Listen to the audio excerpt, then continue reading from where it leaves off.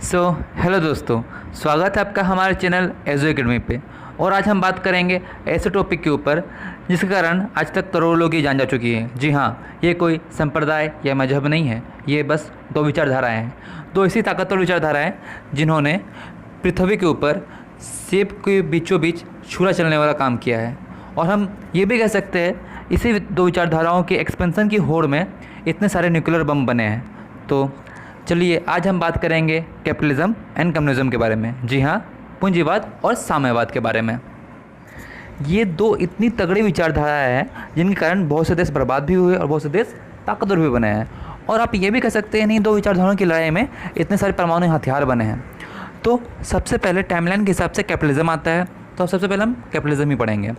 तो capitalism, the economic system in which businesses are owned and run for profit by the individuals and not by the state।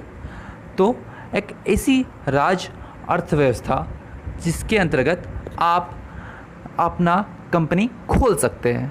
जैसे कि अगर आपके पास एक idea है किसी जूते को मैन्युफैक्चर करने का, देन आप कोर्ट से जाके पेपर बनवा के और आप अपना जूते का फैक्ट्री खोल सकते हैं।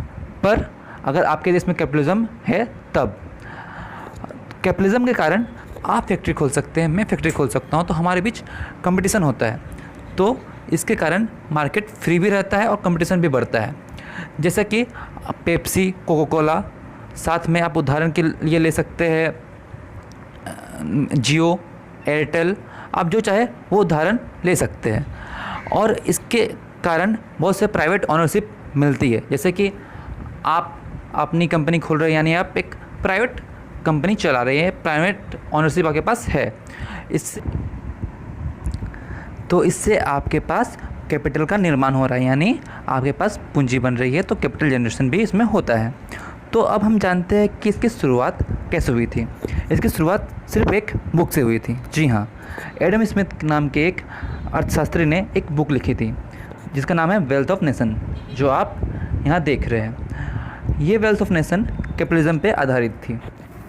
तो चलिए अब हम इसके फ्री मार्केट के पॉइंट में आते हैं। इसमें सरकार मार्केट को फ्री रखती है, क्योंकि अगर आप ज़्यादा मुनाफा कमाएंगे तो आप ज़्यादा अपना बिजनेस एक्सपेंड करना चाहेंगे, जिसके कारण और रोज़गार दूसरे लोगों को प्राप्त होगा। कैपिटलिज्म का मैं एक और फ़ायदा बताता हूँ आपको। कैपिटलिज्म के कारण आपके पास जो प्रोडक्ट आप ख़रीदते हैं, आपको उसकी क्वालिटी बहुत अच्छी मिलती है। मान लीजिए मैं जो जूता बेच रहा हूँ और एक थर्ड पर्सन जो जूता बेच रहा है, जिसकी क्वालिटी अच्छी होगी आप वो जूता खरीदेंगे। इसके कारण कंपटीशन से कंज्यूमर को फ़ायदा होता है। इसका और एक उदाहरण है एयरटेल और जियो।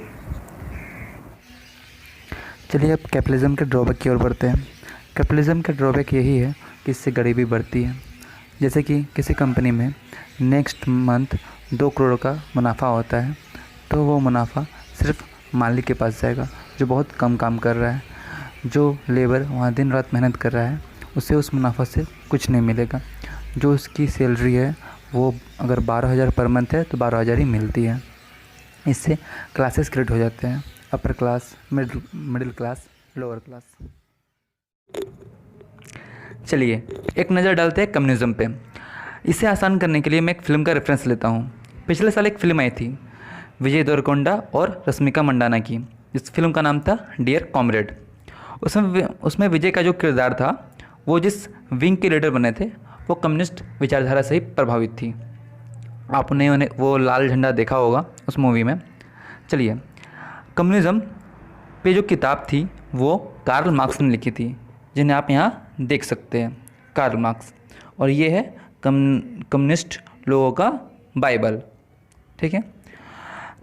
Communism, the political system in which the state own and control all the factories, farms, services, etc. And aim of communism is treating everyone equally। एक ऐसी आर्थिक राज्य व्यवस्था है जिसमें सारे फार्म्स और देश के सारे रिसोर्स सिर्फ और सिर्फ सरकार ओन करती है। इनका और एक मोटो होता है कि जनता को इक्वली ट्रीट करना। जैसा कि आप इसके कैरेक्टरिस्टिक्स में देख सकते हैं कि पहला पॉइंट क्लासलेस है। पर कार्ल मार्क्स ने कहा था कि इसमें कोई मनी बेस्ड इकोनॉमी नहीं होगी, यानी आप पूंजी का निर्माण नहीं कर सकते हैं। और इन्होंने कहा था कि इसमें कोई भी स्टेट और गवर्नमेंट नहीं होगी। तो ये सुनते ही आपके मन में प्रश्न खड़ा होता होगा, और ये लाजमी भी है, ठीक है। आपको लगता होगा कि ये तो यूटोपियन बातें हैं, पर समय अपने साथ बदलाव लाता है।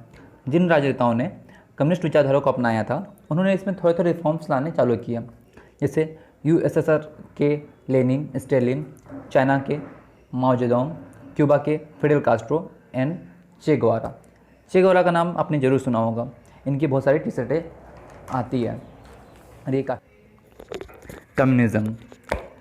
कम्युनिज़्म के कारण ही यूएसएसआर ने अपने वक्त में इतनी कामयाबी हासिल की थी, इतना ताकतवर बना था, क्योंकि उन्होंने बहुत सारे इंडस्ट्री लगाए थे। जहाँ इंडस्ट्री का निर्माण होगा वहाँ पूंजी का भी निर्माण होगा, तो जहाँ पूंजी आ गई तो वहाँ कैपिटलिस्ट नेचर आ जाता है।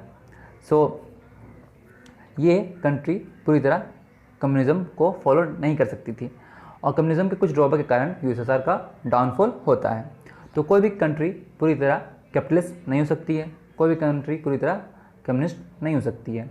अगर आपको ग्रोथ करना है तो आपको दोनों के विचारधारा से मिला के अपने देश को चलाना होगा।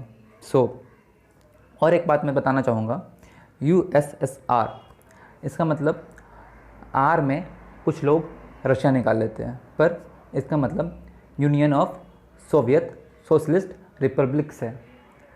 ये बात ध्यान रखिएगा। और अगर आपको हमारा ये लेसन अच्छा लगा हो तो प्लीज़ हमारे चैनल को सब्सक्राइब करिएगा, वीडियो को लाइक करिएगा, शेयर करिएगा और कमेंट करके बताइएगा। Thank you for watching.